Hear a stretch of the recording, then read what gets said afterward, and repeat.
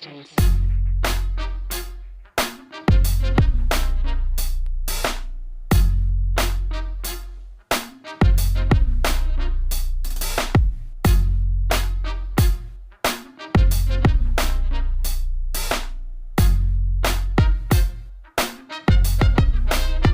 Good morning, everybody. Thanks for joining me. This is going to be a live stream on using the Deconstruct module in iZotope RX Advanced. So anytime during the stream or the replay, if you have questions about stuff I'm doing, drop a chat or a comment and I will do my best to answer them as quickly as possible. I do have a little bit of a different camera angle.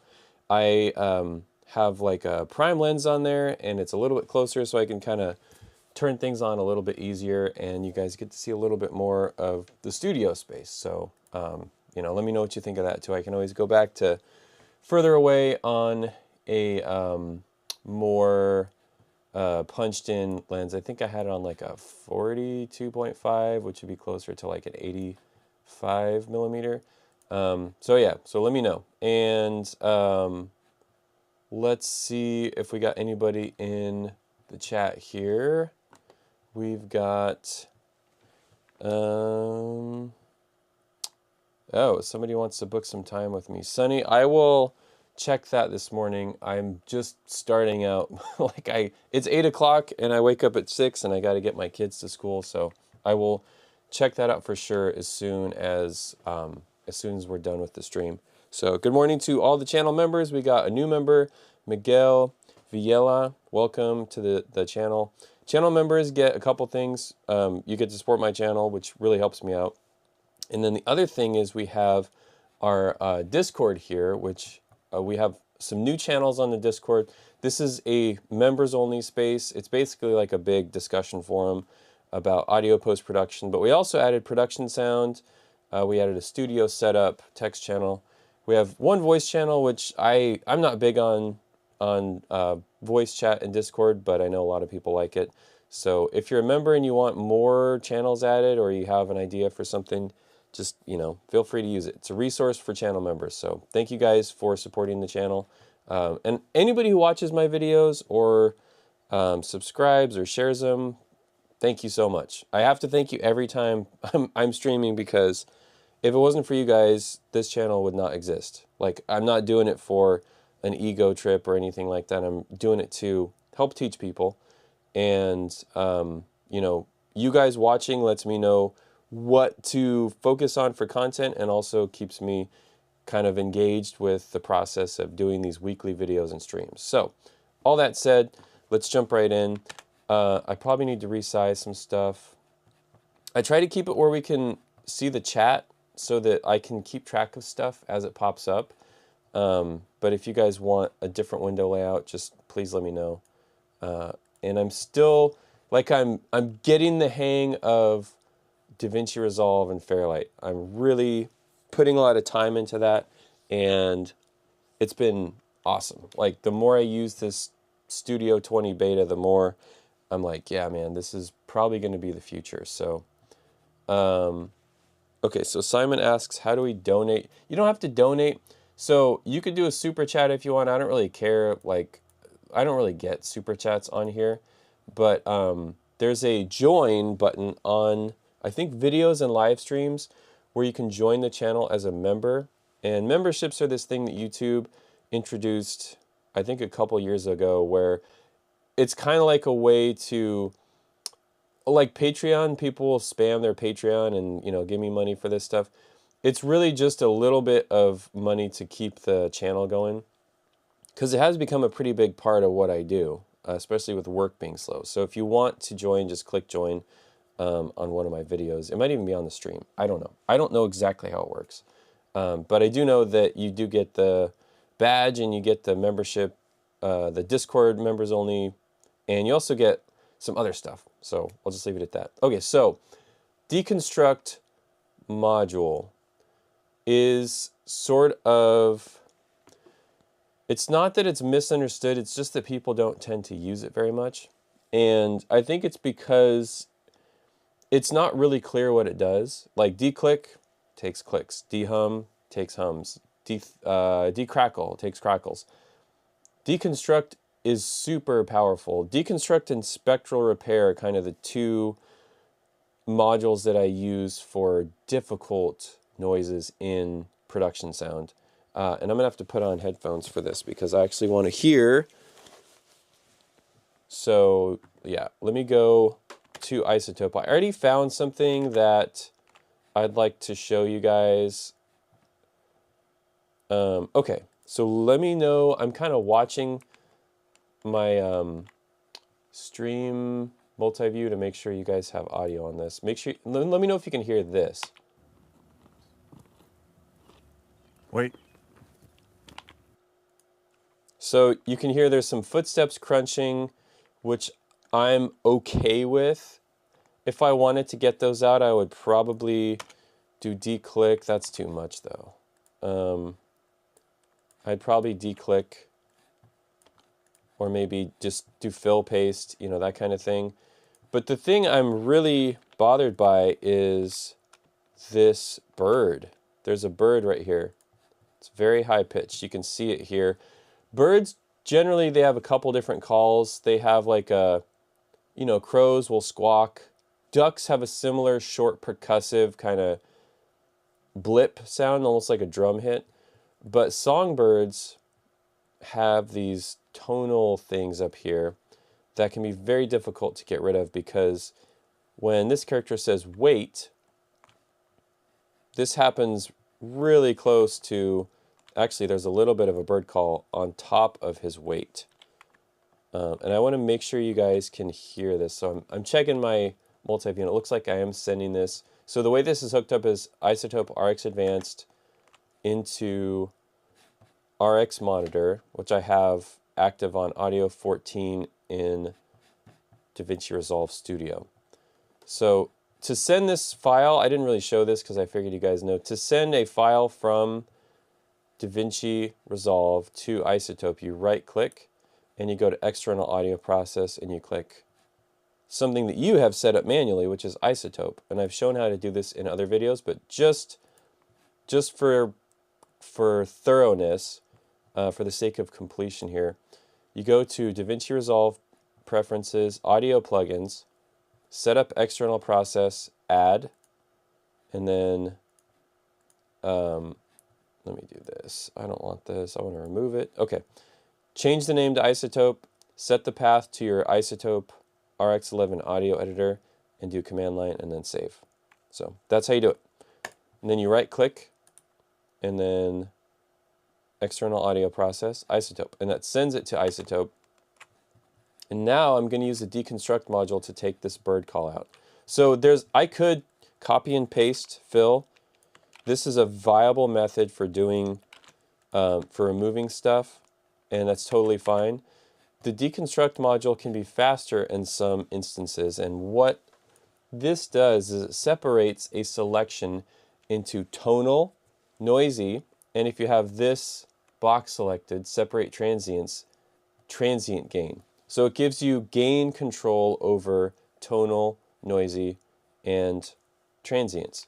You can turn this off if you just want to do tonal and noisy, that's fine. So this is for kind of taking apart audio and putting it back together, or removing specific things.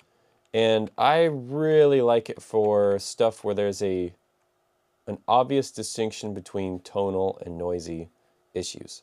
So if I want to kind of deal with this bird call, I'm going to leave the noisy gain up. I want to leave all the ambient sound that's in this, but I want to take down the pitches of the bird call. Do not go to -infinity, because that's going to leave a hole in the audio. It's going to remove too much. So start with some kind of even, easy to understand value like -6, -12, -18. You can kind of play with this a little bit to deal with, you know, different issues based on how loud they are.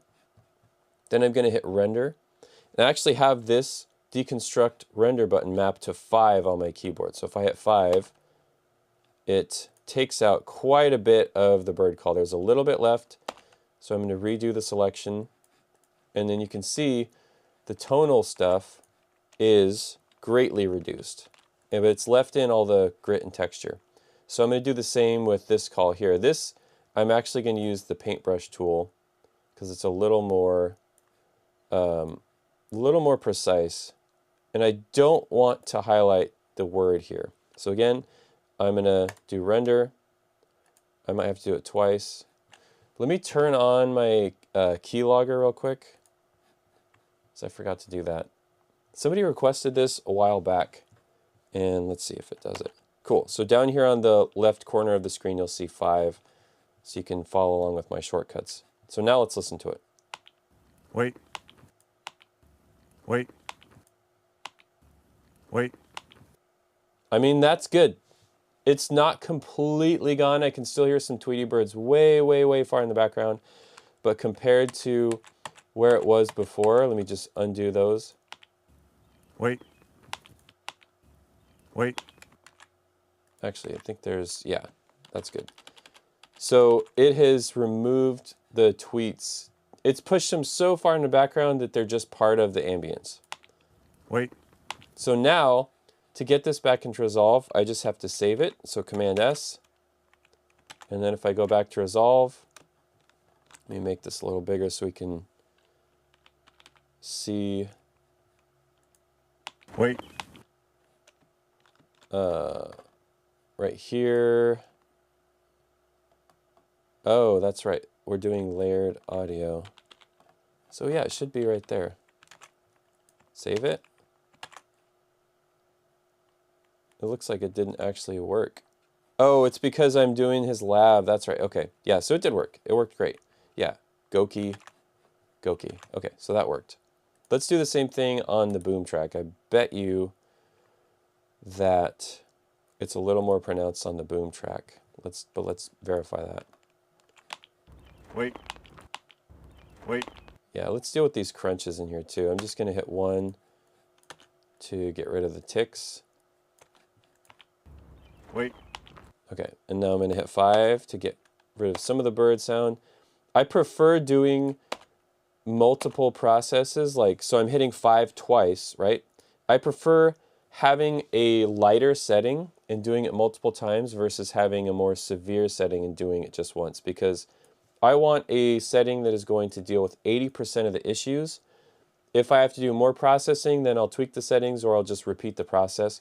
But you can see it's taken out that tonal aspect of the bird, left in the texture and the ambience. Wait. So it's still there, but it sounds like it's 100 feet away instead of 20 feet away. So I'm going to save, and you can see it's GPDU on here. And if I go back, iZotope, GDPU. The great thing about the great thing about Fairlight and DaVinci Resolve is this layered audio editing. Man, I really wish Pro Tools had this, because I've got the old raw audio down here. It copies and mutes it immediately. And then I've got the processed right here. So if I want to go back, I think is it Command M? I can do this and just play the original. So that's super cool. Okay, so tonal and noisy balance. That's basically what we're doing with Deconstruct. We're rebalancing the tonal and the noisy gain. So if, let me think of another issue you could use this for. Here's a great example. There's a little engine sound here. It's probably not super easy to hear because it's not terribly loud. But if I wanted to remove the engine, the fundamental part of the engine, I could just highlight it and do deconstruct. And it's reduced quite a bit. So we've got some engine revs here. You know, I might feather the selection a little bit to just make it even smoother. And you can really, really clean up stuff quickly. But it leaves the broadband aspect of the noise in, which I kind of like. I like to leave that for, you know, later down the road when I have the backgrounds and the music to see what all I actually need to take out.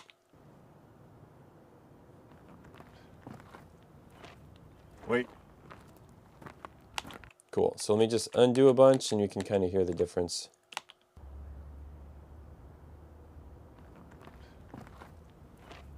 Wait. Cool. Okay, we got some questions here in the chat. So Sunny Audio says, how can I join your Discord? You just click join on one of the videos, or I think you go to the channel homepage and click join, and that'll get you a membership. Bill says, good morning. Good morning, Bill. Joseph says, hey, Tom. Hey, everyone. You spelled it T-H-O-M, which is fine. It's very European, though. You can do T-O-M. I'm an American. Matthew Costa says, does the reference repair tool buttons work in DaVinci? Can you expand on that? I'm not really sure what you mean by reference repair tool buttons, because the way I have it set up in DaVinci is an external audio process, which is right-click, external audio process, iZotope. And I kind of showed you what that does. I'll show you on this track too. Actually, this one is the old version. Let's do this one. So right-click, external audio process, iZotope, and then it opens. Here's another one. Okay, so one downside with iZotope being used in DaVinci is that it keeps these open. So if you fix stuff, you kind of have to close it, which gets irritating. Miguel says, hello, friend. How do I enter the Discord chat? You should get a link. If you don't get a link, what you can do is go to the look, there's me. Go to my channel and click on community, and there will be like a members only post that has an invite to the Discord. If it doesn't happen, please let me know and I will send it to you directly. Or I can repost it. That's another thing. All right, we got Javier. Welcome, Javier. Okay, let's see.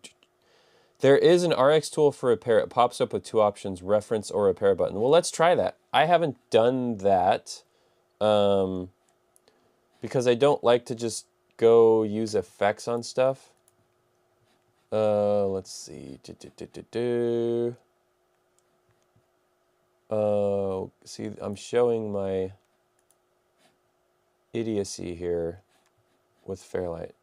So how do I view? Is it on my other screen to look at effects? It's this one, isn't it? Yeah, okay. Okay. RX11 connect. But see, then I have to drag it here, and that's kind of weird. I don't think I like that process is too slow, because then I have to open yeah, this is weird. Then I've got this, and see, it even says right here, we recommend using RX as an external editor in this host. So I don't think this workflow works. So I would say don't do that. Yeah, the way I have it set up, to me it's the correct way. I'm sure there's other ways to do it. But yeah, right-click, external audio process. That is just super quick.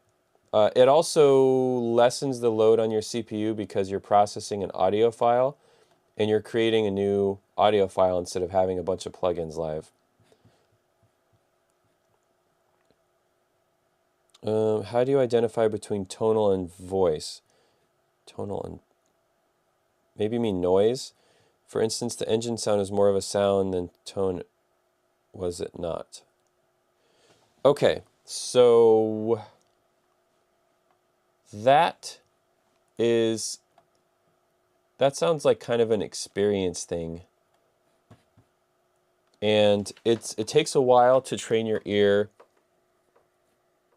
to be able to discern between good sound, bad sound, noise, signal. I mean, there's not really a shortcut for that. The best thing, the thing I always say on pretty much every video and every stream, is ask yourself the question, does this help or hurt the story? You know, if the noise hurts the story, then you should try to reduce it if possible. But if it's fine. You know, they're by the street and there's cars going by. Just leave it in. You know, like you don't have to take everything out. So yeah, that's kind of like philosophically, that's how I approach things. Is this hurting the story or is it helping the story? So let's find something else to work on, because we have a question here from Tiziano. What if it's a motorcycle passing by that has more mid and high frequency noise that conflicts with voice? That gets pretty difficult, so let's listen and look. I think there's some earlier. Hey man, you have it? Yeah.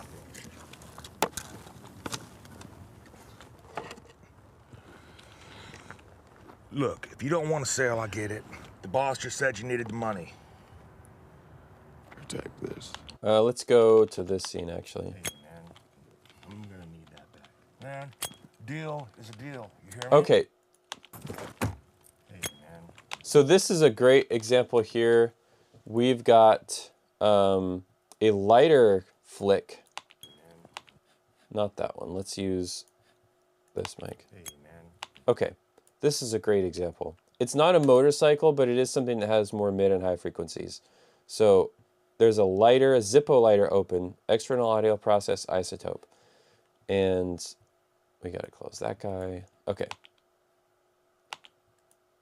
Why is this not playing now? Oh, did I? It says RX. Oh, because I have it soloed? Yeah, because I have it soloed. This is something I haven't checked out before. Can I solo safe a track? Does that mean, let's see if it's solo saved. Yep, okay, cool. So to solo save a track in Fairlight, you command click the S, just like Pro Tools. So good. Okay, so here we go. Hey man. So he says, hey man, but look, there's this Zippo lighter flick. It's got some high frequency components. It has a transient component. It has a thump component. It is wideband all over the place. So let's break this single sound down into multiple problems that we can fix, because it does happen right over the voice. I could remove the transient sound by using declick. So that takes out quite a bit. But let's attempt to do that with Deconstruct. So we're going to take the transient down. Let's take it down very low. Cool. So the same type of deal as declick. It's using the same engine as declick.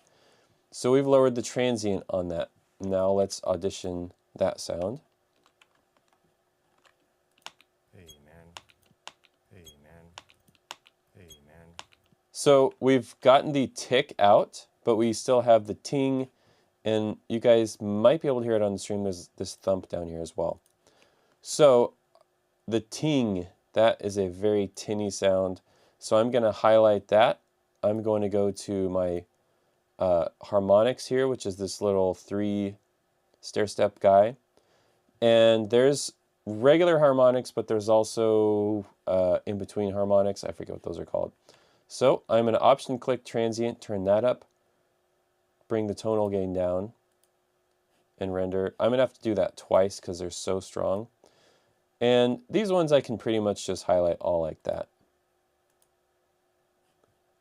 And this is starting to get a little bit, yeah, it's weird. The very high and very low frequencies in iZotope don't get processed the same as the mid-range. I don't know why. That's just how it is. So let me try one more. Nope, that doesn't work. There we go. Okay. I always forget which way this tonal noisy balance does. When you mouse over, it says balance between tones and noise in the separation algorithm, but it doesn't say which way is which. It just says balance. So you kind of got to figure it out. Okay, so now let's listen to this lighter click. Hey man. Hey man.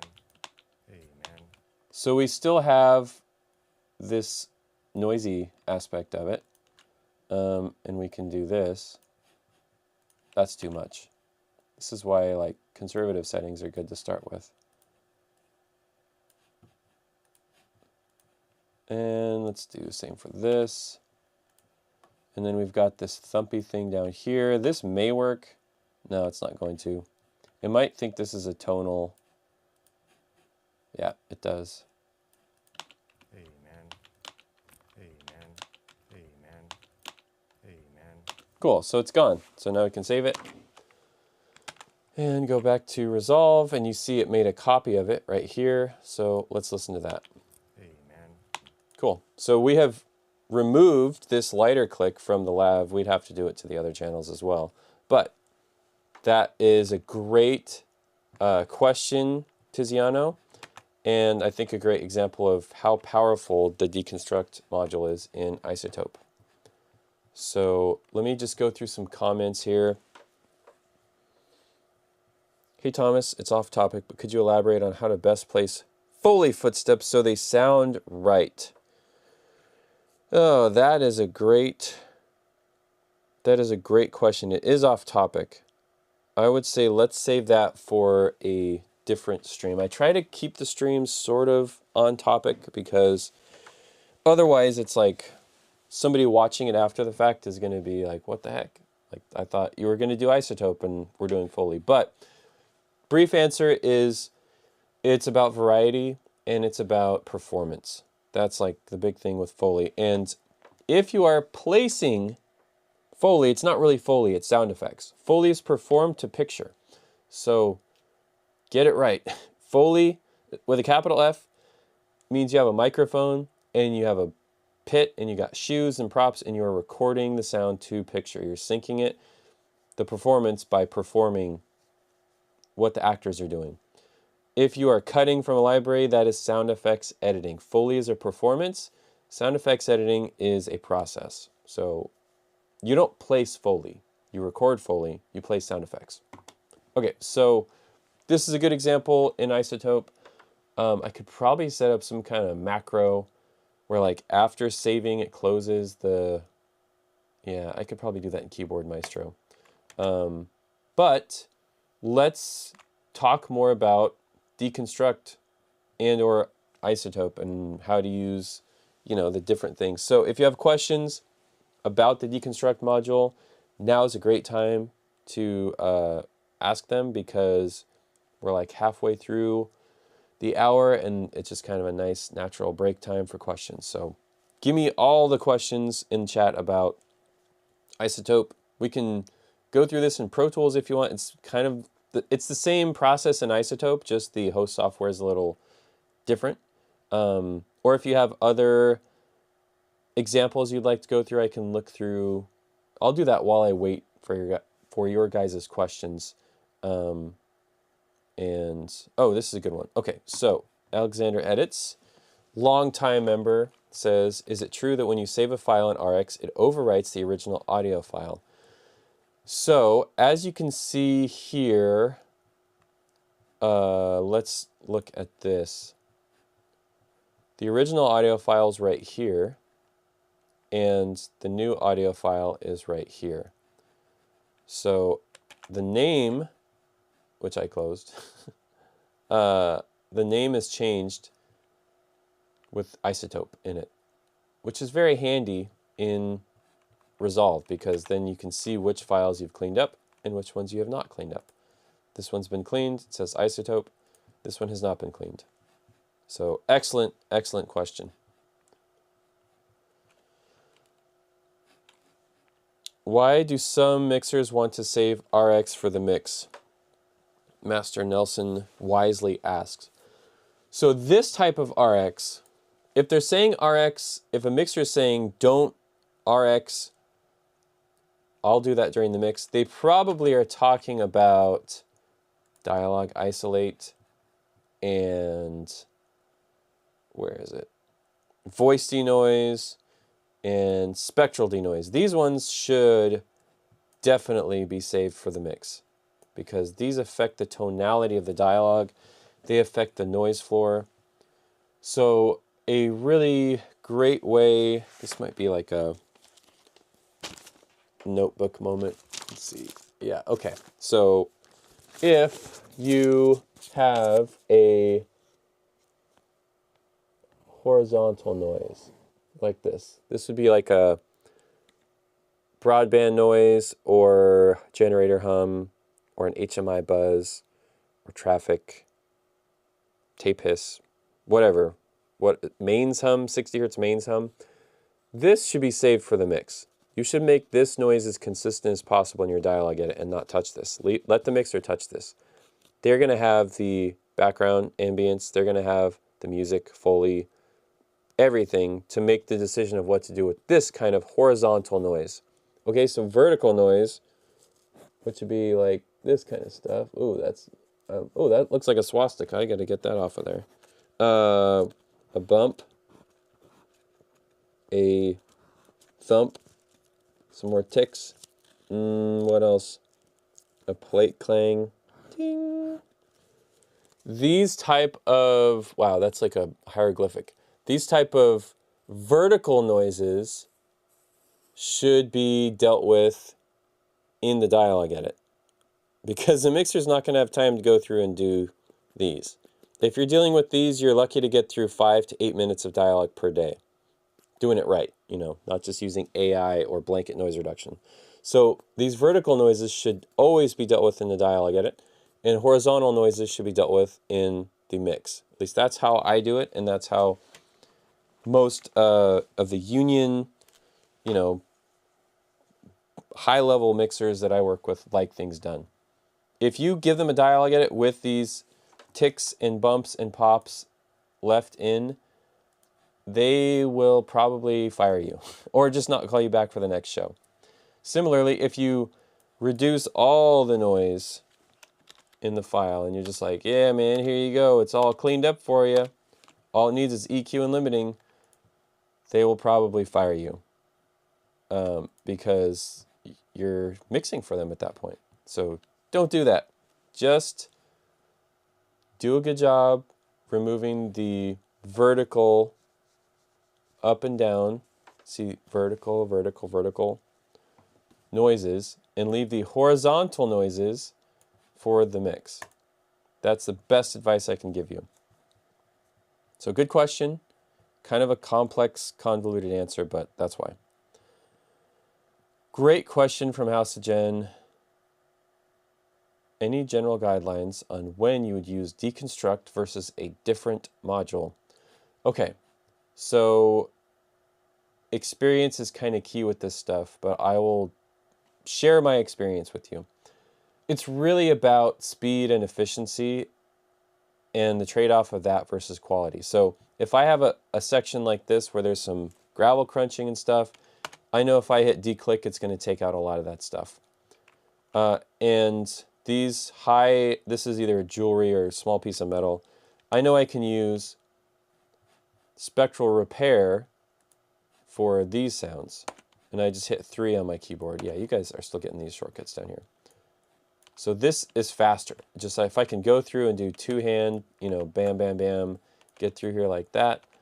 Once I start getting into stuff that is mired in the dialogue, like it's you know, buried in here, this is where Deconstruct really helps out. Or if I want to take something out and leave something else in. That bird is a good example. If I want to take the bird out but leave the broadband noise in, splitting the two signals, that's where Deconstruct is preferred.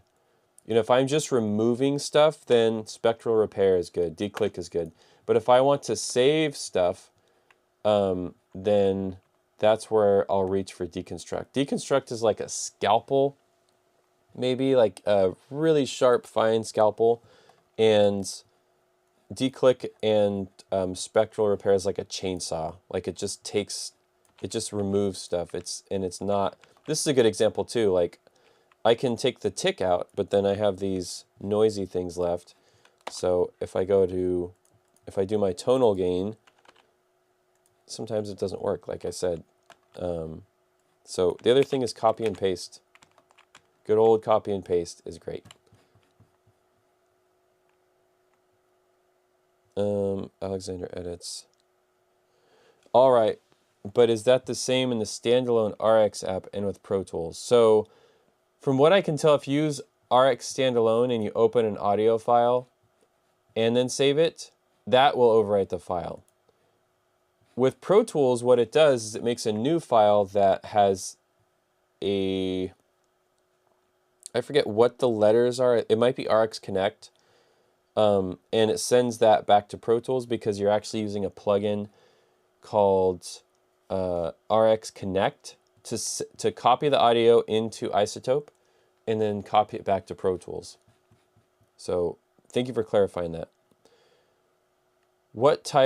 Brandon A. Wells asks, what type of conversation would you have with a mixer to determine how much cleanup in RX?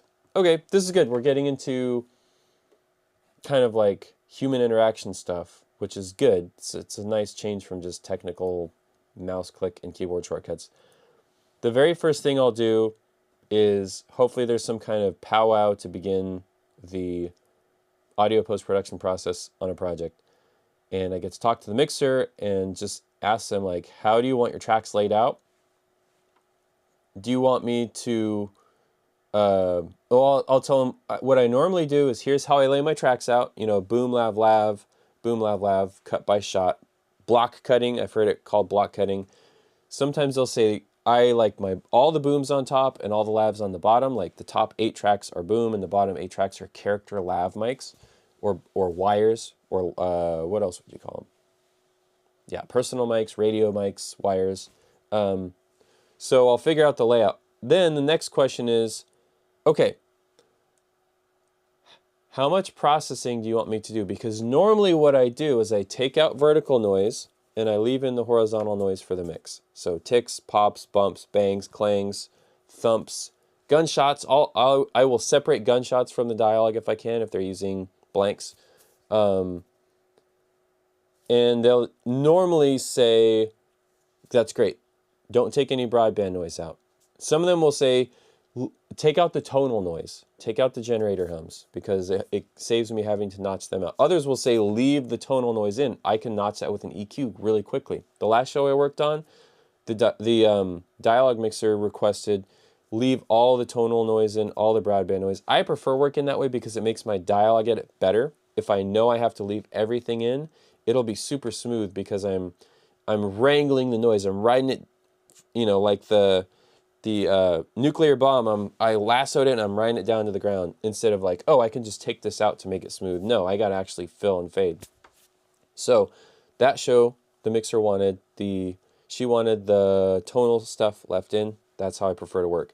But some mixers, they know they're going to get 2 days to mix the dialogue, take out the tonal noise. I've even had them say, I trust you with noise reduction, but I really don't like to do broadband noise reduction when I'm editing. So sometimes I'll give them 2 copies of an edit. Here's one with noise reduction, here's one without. And then the last thing I ask about is PFX.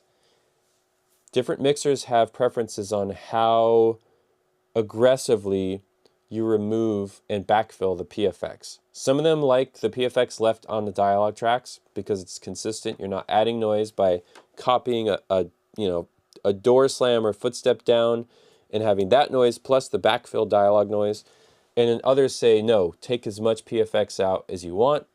Or, you know, I'm doing the M&E, not me, but like the mixer is telling me, hey, I'm going to do the M&E as well. So the more PFX you cut, the quicker I can get through that. So it's all about communication and asking and listening and then doing what you're told as a dialogue editor. If you're mixing and you're dialogue editing, then you can do whatever you want. But for me, I like to leave as much in as possible to the latest point of the process because the less my hands are tied with a decision, the more free I am when I'm mixing to adjust things, you know? And once I get the music, the dialogue might be too clean. I might have cleaned it up too much. I've taken away the texture that was there. So I say leave as much noise in as possible with the exception of vertical noises. You have to get all these out. And really the best way to get these out is to edit twice or 3 times or 4 times or 5 times headphones and monitors.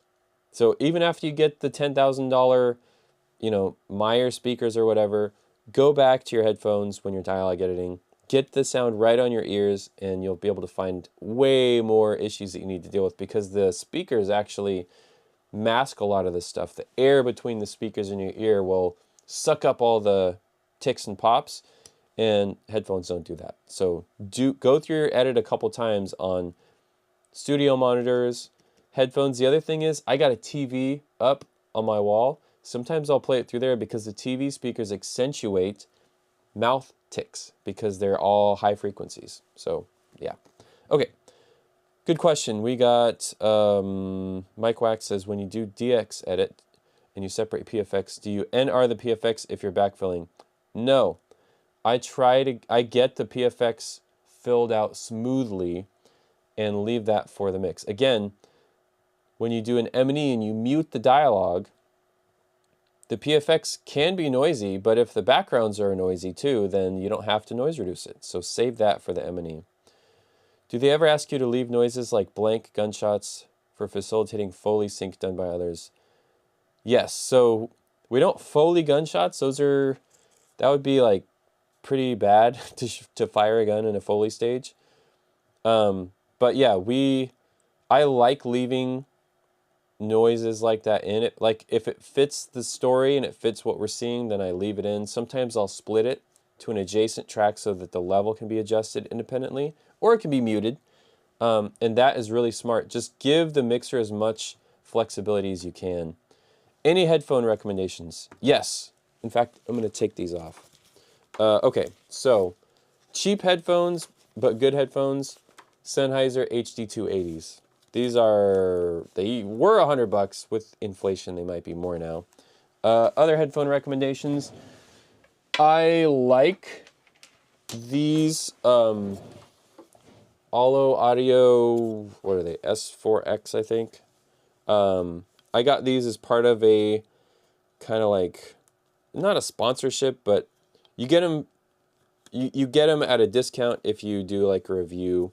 So I reviewed these. They're good, but they're kind of spendy, and they're really nice. So like, I don't want to beat on these. They got wood ear cups.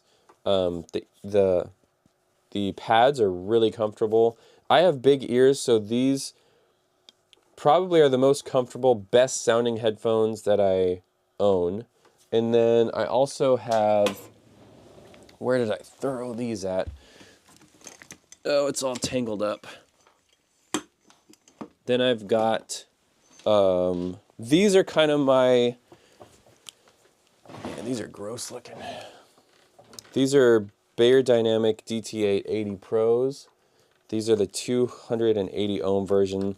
The ear cups are like starting to get brown from grease, which is nasty. These sound really good. They're kind of like a mid-priced option for what I want to spend. Downsides are the ear cups are pretty thin, and I have Dumbo ears, so my ears stick out. So if I wear these for more than like an hour, my earlobes start to get a little sore. So I only use those. When have I used those? They're kind of like friend headphones, like when friends come over and they need to track something. They're open back, so they're not great for tracking. For tracking, isolation, and robustness, build quality, and affordability, Sennheiser HD280s. Not sponsored. I never talked to Sennheiser, but these are the 64 ohm versions, so they plug into pretty much anything. They sound good. These have lasted me, I want to say 10 years or so. And the headband part disintegrated, but I just take it off and don't use it because it just gets gross. So yeah, those are my headphone recommendations. Good question. Do you DS an iZotope? Nope. Leave that for the mixer. I mean, okay, so good question. It's situation dependent. If it's a whistle S, like the Pepperidge Farms, remember? That kind of thing, then I will reduce the S in iZotope. But for just straight up sibilance, I usually leave that for the mix. Have you mixed in Fairlight yet? Yes, I've got videos that that have come out in that, and I'm going to continue to make them. It's been good. With the beta version, the version 20 here, they retweaked the audio engine, and it's been pretty good. So let me see. Let me open this. The stability is better now. There's been a lot more. Like I have a bunch of tracks. You know, like this is my session here. So I've got, I think, around 200 tracks with routing and everything. I made this mix template, which if you're working in DaVinci Resolve, you can check it out on my website, is set up to mix all this stuff at the same time. So full 5.1 dialogue through music stems, mix, M&E, stereo stems, stereo mix, stereo M&E, a web mix. It has all the reverbs, VCAs, and routing set up so you can just start actually working. And it's been pretty stable. I did notice the more plugins you add, the kind of crazier it gets. So the built-in dynamics and EQ in Fairlight is pretty good. I haven't added really too many plugins on here. Yeah, so that's one thing I'm kind of experimenting with is I have my fancy, you know, like Cedar, DNS1, and, you know, all my VST and AU plugins, but I'm really trying to lean into the Fairlight tools because they should be optimized. That's my thought, is they should be optimized for the platform. So they should use less CPU. I don't know that anybody's mixed a project, you know, with this. I mean, probably somebody's mixed a project with 200 tracks in Fairlight. If you have, let me know, because I'm just kind of curious, like, what the practical limitations are. I know the absolute limitations are 1,000 tracks without acceleration and 2,000 with, but, like, is that really doable with, you know, a real workflow? Like, this session it has a real sound edit, like fully filled M&E, completely edited smoothly dialogue, not just slapped together with crossfades, like checkerboarded, boom, lav, all that stuff. I've got music stems, you know, I've got A, B, and C music stem groups. I've got, you know, footsteps, cloth, props. Sound effects are separated into A, B, C, D, and E, and then I've got full backgrounds with full routing. So I'm really trying to put it through its paces, and so far, it's been pretty good. Okay, so we got a couple more headphone things here. Brandon says, I use DT990 Pros and an older license of SonarWorks Reference 4. Marco says, I got the classic Sony MDR7506. They treat me well. Those are kind of like the Sennheiser 416 of headphones. Like, they're super common. You know, all studios, all professional studios will probably have a pair of those. They do great for dialogue editing, but they don't have a good low frequency reach. So you miss out on, like, the lower thumps and bumps because they kind of peter out at like 100 hertz. And for me, they just aren't super comfortable. They sit on your ear and they kind of squeeze against your head. So I like stuff that goes around the outside of my ear and is like a soft pillow on it instead of on top. So they are good. Like, anybody who's starting out, you can get Sony MDR7506s or the Sennheiser HD280 Pros, and they're all like kind of similar.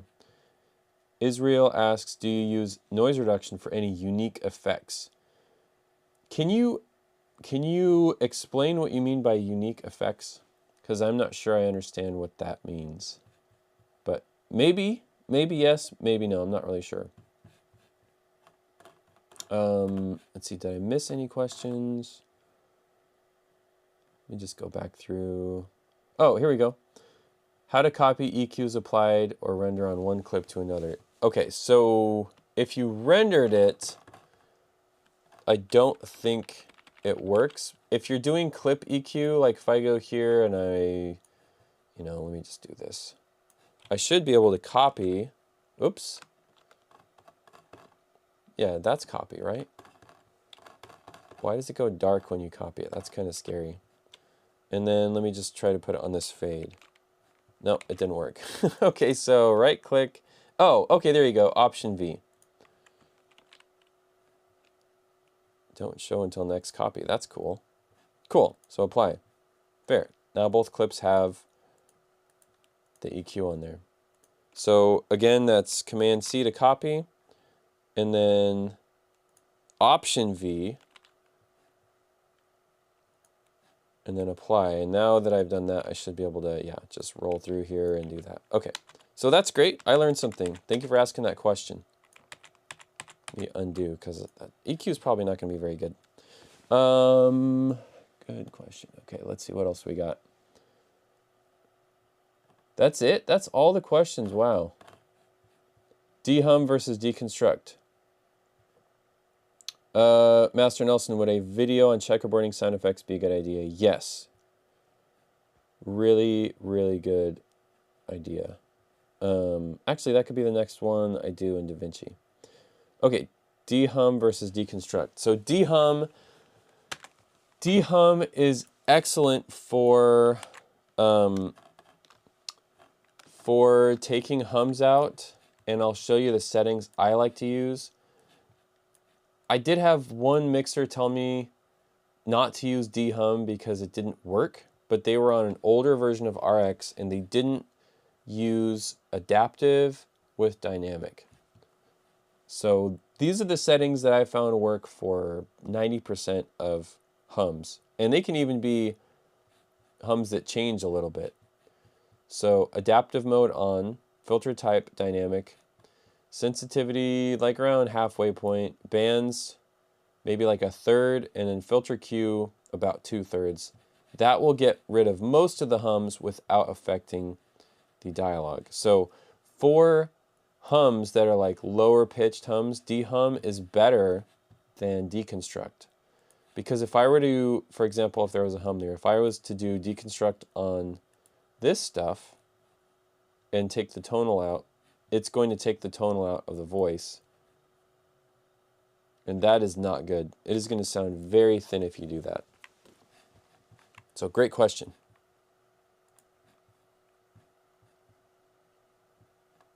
I'm trying to think of other questions I didn't answer. You can also just right-click the EQ and copy and paste. Let's try that. Yep, this is going to work great. Yeah, so there you go, 2 different ways. And that's kind of the thing that I've really started to like about Fairlight in DaVinci Resolve is it's pretty flexible and it makes sense. The workflows are slightly different from Pro Tools, but they're logical. And it doesn't seem to have as much of the head scratching. Like if you're just starting out and you're learning Pro Tools, there's a lot of like, why do I need to do that? Like, why do I need the audio suite stuff? And where's the old version of the thing I audio suited? Or my favorite, why is the video engine freaking out? So there are things in Resolve. There's some stability issues. Like I've had a beach ball or two. But I mean, that seems to happen with any software. Like I'm on a brand new Mac Studio. I've got good SSDs, an internal SSD, and then external ones with a dock. And stuff just sometimes doesn't work. Like programs will freak out. And they all do it. Premiere does it. Final Cut does it. Pro Tools, you know, Cubase, whatever you're using. So it's not perfect. I'm not saying DaVinci is perfect, but it's really impressing me. The workflows in it are solid. Some of the AI stuff they're doing is a little scary to me, but it seems to be good. That'd be a great video for next week. Yes, I'm gonna mess with that. That's gonna be fun. So yeah, I'm gonna do more videos on this, on DaVinci, because it's like, it just seems like this is kind of the future of post-production to me. I'll still do Pro Tools videos, but I've covered so much in Pro Tools. It's like, what more can I cover? I've done dialogue editing, sound effects editing, mixing, you know, even Atmos stuff. So it's like, I can keep making those, and I will, but I need ideas from you guys, and I also need a little bit of inspiration for new stuff, because I don't want to just go over the same old things over and over again. You guys aren't going to like that. A couple more questions here. Alexander suggests getting the Sennheiser HD6XX. This is a 600 series. Really good. Those are like $500-600 headphones, I think, which is just, for something I'm going to destroy, I don't want to spend that much. Okay. Marco says, I remember I bought your RX presets when I was in a pinch. Is there something you didn't include in there that you use often? So yes, and it's something I can't really include because it's going to be dependent on each person. So this would be a good secret to give you guys. No matter what DAW you're in, Pro Tools, DaVinci, Vegas, Cool Edit Pro, iMovie, I don't think iMovie would work with this, but there's something really powerful that I don't see a lot of people using in iZotope. I like to send my clips to iZotope as early as possible in the process of dialogue editing so I can just start nailing down all the issues and dealing with them. So one thing you can do on the right-hand side here, you've got all these modules, and then down here in utility, you have a very handy one called plugin. And you can see I can select all kinds of plugins, all the plugins I have, really. I can use Cedar, I can use Acon and Young Jeezy, trying to keep it easy. I can use Accentize, I can use Krotos, I can use Native Instruments, whatever, Sound Radix. I don't, have I tried Auto-Align Post in iZotope? I don't think I have, but that's kind of cool to think about.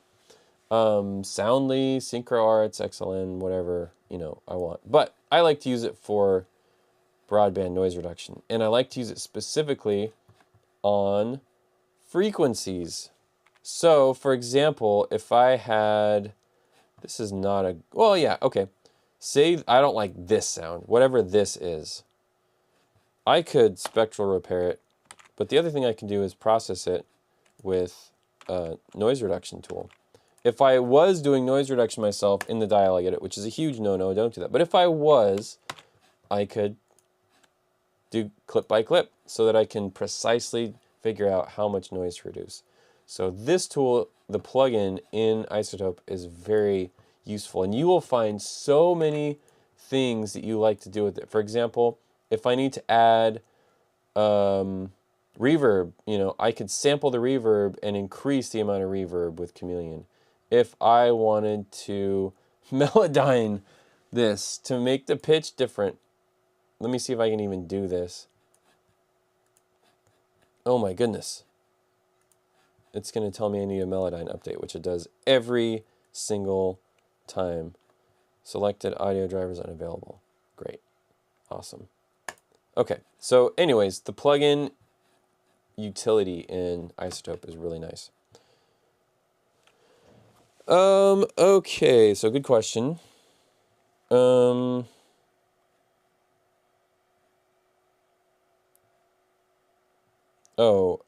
Okay, off topic. You complained you can't rename a bus. Let's see. Yeah, you can. That was probably just stupidity on my part. Do you have a detailed video on down mixing in DaVinci Resolve that I might have missed, or could you make one in the future? Good question. Let me just show you how I'm down mixing. Wait a second. Bus. Okay. So, how am I down mixing? Okay. So 2.0 bus. So let's look at, we've got this dialogue bus. I'm trying to remember how I set this up. Dialogue, oh, that's, no, okay, so 5.1 dialogue reverb. Let's go back to the top here.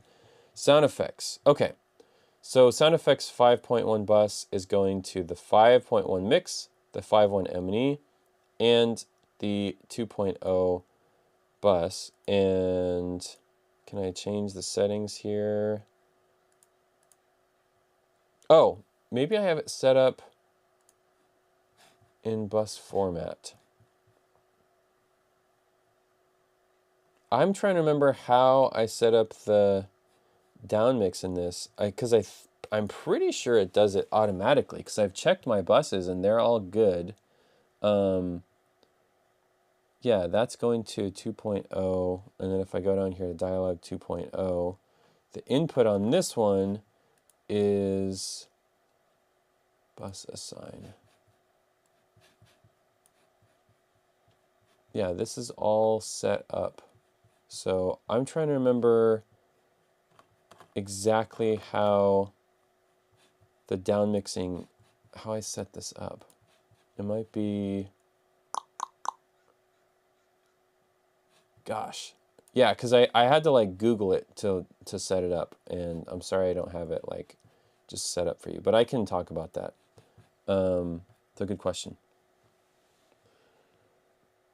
Let's see. Sennheiser HD650s are around the price you mentioned, but the HD6XXS, which is based on 650s, are about $200. Oh, okay. Well, maybe not then. So I stand corrected.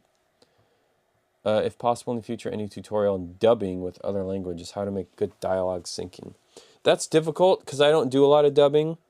I would need a project to do that. So I would need people to dub this short that I've been hanging my hat on for the past whatever. And I don't know, that sounds like it'd be tough to convince people to do that. But yeah, I can think about it. I'll try. I think that's all I want to talk about today. So thank you guys for joining me live, and if you're watching this as a replay on my channel, please leave me a comment with more questions about stuff. I love answering questions from people. And like I said at the beginning, special thank you to channel members. You guys really keep this channel alive. And I really owe you guys a lot because the amount of interaction we get on our Discord is just awesome. Like, people are posting pictures of their studio and tuning. We've got some really good info on like production sound gear, which is cool because I started in production sound. So thank you guys for keeping the this alive. And we also have members of the week. So Adam Sky is our member of the week for last week. I'll try to shout them out on streams. Adam has really been, I mean, all the members of the week are people who have really been contributing a lot to the discussion on Discord, and they get like some time to chat with me one-on-one, and just kudos from everybody for all the contributions they make, to the discussion on our Discord. So if you're interested in joining as a channel member, go for it. If not, totally cool. Make sure you keep your eye out for a video this Thursday at 8 a.m. Pacific time, where it's a little different. People have asked like where I started and kind of the, stuff I've done and how I got started in the entertainment industry. So I figured I would just tell some of those stories. I'm going to call them LA stories. And members are going to get like early access to those, but that'll be out Thursday for everybody else. So yeah, tune in next week for another stream. Make sure you keep an eye on my channel for more DaVinci, Resolve, Fairlight, and Pro Tools and iZotope tutorials, which will be coming over the next couple weeks. I have plenty of time to make them, so I will keep on that. And yeah, hope you guys have a good rest of your week. I'll see you next time. Till then, keep your faders up, keep your dialogue, get it tight, and keep your sound effects nice and punchy. See you on the next video.